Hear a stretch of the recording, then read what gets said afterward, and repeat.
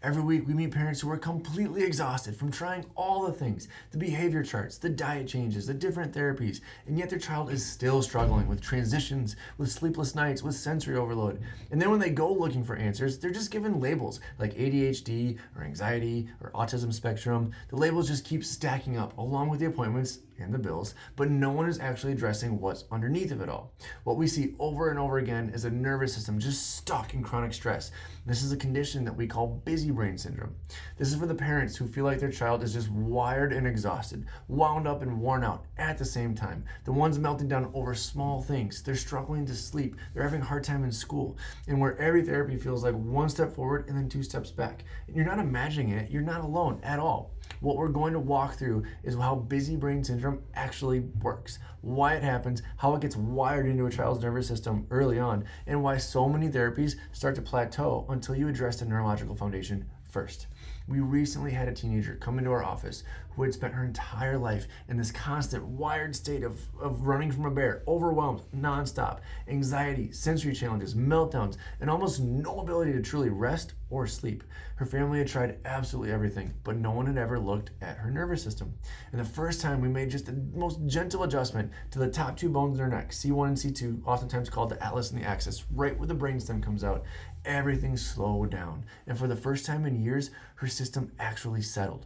That's not a miracle. That's what happens when you finally address the foundation. And we see it every single day in our office when you finally address the root cause.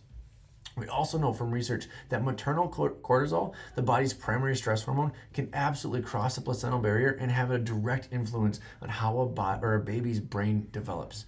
Elevated stress during pregnancy then is associated with higher risks of behavioral and emotional challenges later on in life. And for so many kids, this pattern actually begins before they're even born.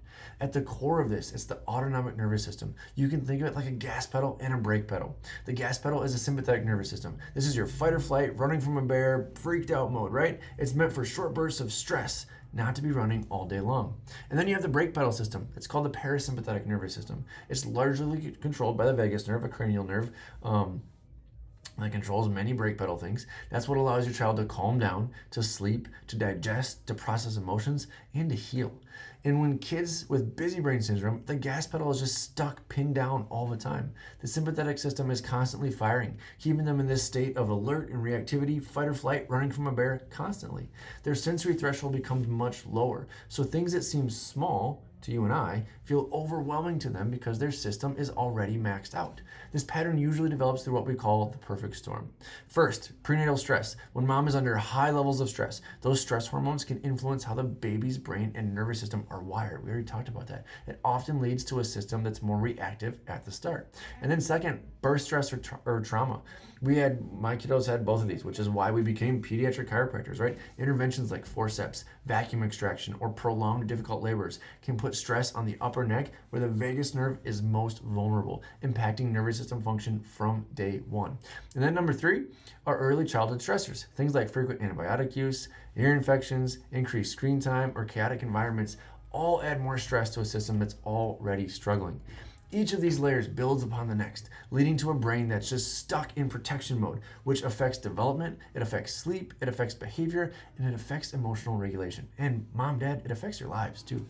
This is why it shows up in so many different ways. Sleep becomes a struggle because the brain can't shift out of that alert state. Kids lay there exhausted, but just wired with racing thoughts and restless bodies. Speech and communication can be delayed because those higher level functions require a regulated nervous system. And when the brain is overwhelmed, it simply doesn't have the capacity for that mature level function.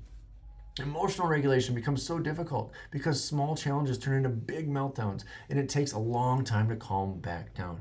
And then sensory challenges, they show up as covering the ears, avoiding textures, or seeking intense movement like jumping or crashing or twitching, or you see them tapping their pencil or moving their foot. They call it fidgeting, right? Because the body is trying to regulate itself. It's trying to get that energy out because it can't regulate. And socially, it becomes harder and harder to connect for these kiddos. They can't read cues. They build relationships when the brain is constantly focused on survival instead of connection. This is also why therapies can start to plateau. Occupational therapy, speech therapy, behavioral strategies, all very, very valuable and so important. But if the nervous system is still stuck in fight or flight, those therapies are working against a stressed foundation. It's like trying to remodel a house with a cracked surface, right? Or pushing a car with the parking brake on. Everyone is trying hard, but the system itself is just holding things back. This is where neurologically focused chiropractic care comes into play. At Foundations Chiropractic, we use insight scans to objectively measure how much stress is locked into your child's nervous system and where the interference is happening. And then from there, gentle but specific chiropractic adjustments to the upper cervical spine, especially the atlas and the axis that we talked about, help restore communication between the brain and the body. This reduces neurological interference, often referred to as what we call subluxation, which is when joints are restricted and disrupting the brain and body connection. So then that foundation starts to shift. Everything built on top of it begins to work better. Therapies become more effective, regulation improves, sleep gets better, and your child finally has the capacity to adapt, to learn, and to grow.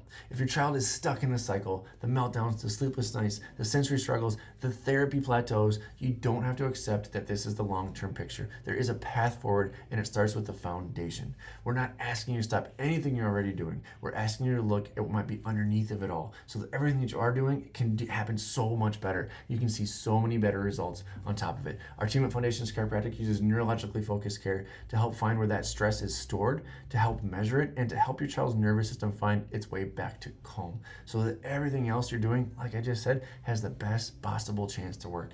So if that hits at home, click the link, send us a message, reach out to our schedule, or reach out so that we can schedule. Your child doesn't need more labels, they just need answers.